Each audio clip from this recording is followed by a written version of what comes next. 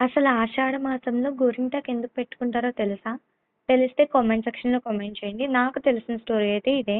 మీరు గోరింటాకు చూడగానే ఏం ఫీల్ అవుతారో కామెంట్ సెక్షన్‌లో కామెంట్ చేయండి. నేనైతే 2 చేతులకి నిండుగా గోరింటాకు పెట్టుకుంటే మెహందీ కూడా అవసరం లేదు. అంత కళగా ఉంటుంది చేతులు. ఎంత బావుంటాయంటే చూసుకోగానే మనకు మనమే స్పెషల్‌గా ఫీల్ అవుతామనమాట హ్యాండ్స్ తీసుకొని.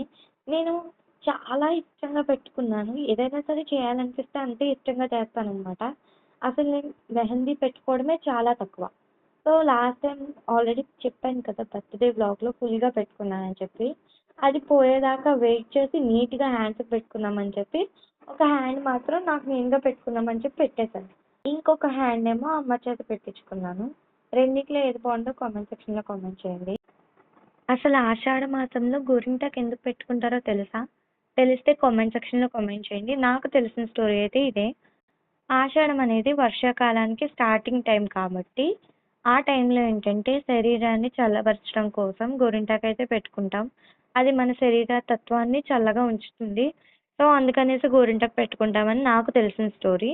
మీకెవరికైనా తెలిస్తే కామెంట్ సెక్షన్‌లో కామెంట్ చేయండి. నేను పిన్ చేసి పెడతాను కామెంట్. పిన్ చేసి ఉంచుతాననమాట. ఇంతవరకు నా ఛానల్‌ని ఎవరైనా సబ్స్క్రైబ్ చేసుకోకపోతే please do like, share and subscribe. అలాగే పక్కనే ఉన్న బెల్ ఐకాన్ ప్రెస్ చేస్తే నేనెప్పుడు వీడియోస్ పెట్టినా ఆ నోటిఫికేషన్ అనేది మీ దాకా చేరుతుంది. అండ్ అలాగే ఇన్‌స్టాగ్రామ్‌లో కూడా నన్ను ఫాలో చేసుకోండి. నా యూట్యూబ్ ఛానల్ దగ్గర ఇన్‌స్టా లింక్ ఉంది. Thanks for watching. Bye bye. అసలు ఆషాఢ మాసంలో గోరింటాకు ఎందుకు పెట్టుకుంటారో తెలుసా? తెలిస్తే కామెంట్ సెక్షన్‌లో కామెంట్ చేయండి. నాకు తెలిసిన స్టోరీ అయితే ఇదే.